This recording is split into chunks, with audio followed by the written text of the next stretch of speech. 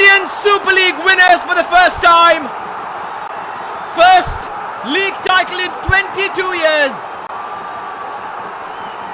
And all that heartbreak comes to an end with a crescendo at the Kishore Bharati. So cheekiness with that chip. He'll want to make sure that East Bengal get the first goal.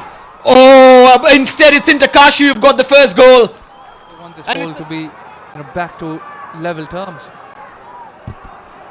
Anwar Ali looking for Ezejari who gets there first, takes it through Shubham's feet, and then all the way into the back of the net. East Bengal.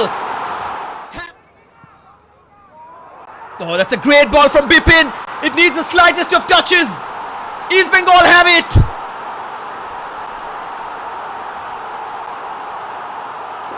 It comes off Rashid. It doesn't matter.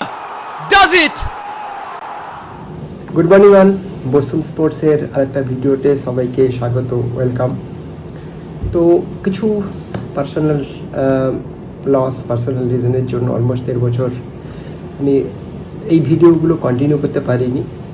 তো আজকে যে ভিডিওটা এইগুলো বলার জন্য নয়, আবার নতুন করে শুরু করছি আমার এই বসুন স্পোর্টসের যে অ্যানালিসিস ভিডিওগুলো আছে, স্পোর্টস রিলেটেড অ্যানালিসিসগুলো। যেহেতু রিসেন্টলি ইস্টবেঙ্গল চ্যাম্পিয়ন হলো ISL 12-এর, তো ফার্স্ট এই ভিডিওটা স্পেসিফিক টু ইস্টবেঙ্গলকে কংগ্রাচুলেট করার পোস্ট আর ভিডিও বলা যেতে পারে যে কংগ্রাচুলেটরি ভিডিও।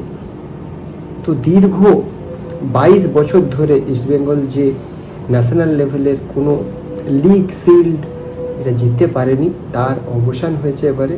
ইস্টবেঙ্গল সমর্থকদের সেই যে বাঁধ ভাঙা আনন্দ, কষ্ট এতদিন ধরে ওরা জমা করে রেখেছিল, আজ তাদের কাছে খুশির দিন।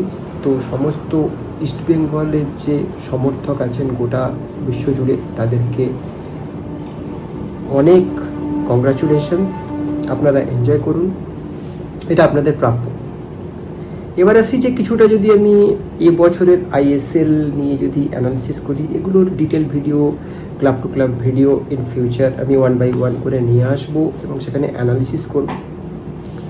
তো এখানে ইস্টবেঙ্গল যে ফুটবলটা খেলেছে এই বছরের ISL-এর জন্য, দুটো জিনিস ওরা খুব অ্যাকুরেট করেছে।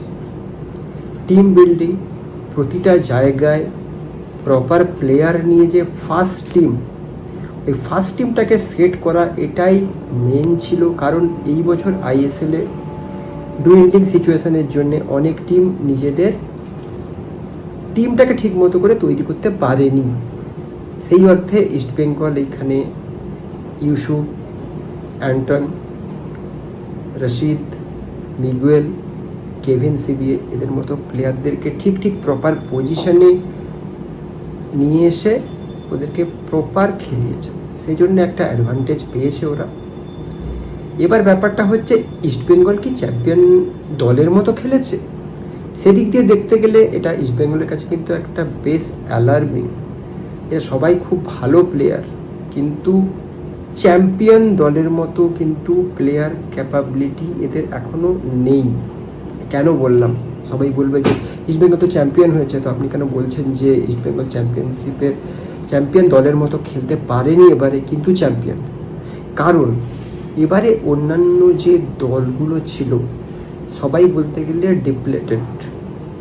পাঞ্জাব আর মোহনবাগান বাদ দিয়ে, মোহনবাগানের ব্যাপারটা পরে আসবো, মোহনবাগানের কী সিচুয়েশান আছে ওটা মোহনবাগানের অ্যানালিসিসে পড়বো। মোহনবাগান আর পাঞ্জাব বাদ দিয়ে সেই অর্থে ফুল ব্লোন টিম তেমন কেউ ছিল না। ইস্টবেঙ্গল যেটা করেছে এই বছরের ইস্টবেঙ্গল সব টিমগুলোর চেয়ে খুব ভালো খেলেছে, টিমটাকে খুব সুন্দরভাবে পরিচালনা করেছেন অস্কার বোস। সেই জন্যে অটোমেটিক্যালি ওরা চ্যাম্পিয়নশিপের দাবিদার হচ্ছে। কিন্তু এটাতে যদি ইস্টবেঙ্গল টিম ম্যানেজমেন্ট বা দর্শকেরা ভেবে নেন যে চ্যাম্পিয়ন হয়েছে মানে আমরা চ্যাম্পিয়ন টিম তৈরি করে ফেলেছি, সেটা কিন্তু একদম নয়। যদি ভেবে নেন তাহলে কিন্তু খুব ভুল করবেন।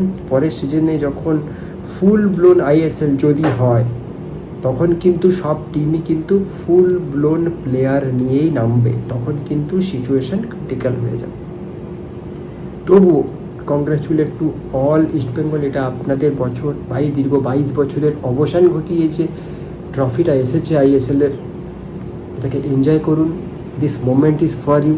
Again, congratulations to all East Bengal fans across globe. Thank you. Little cinema called Raincoat. The Park Street flyover was taking shape and Kolkata got its first mall, known as Forum. 50 million people saw the finale of Friends when OTT did not exist and the world was perfect. East Bengal lifting that coveted Indian Super League trophy and taking home the title of being champions of this country and representing them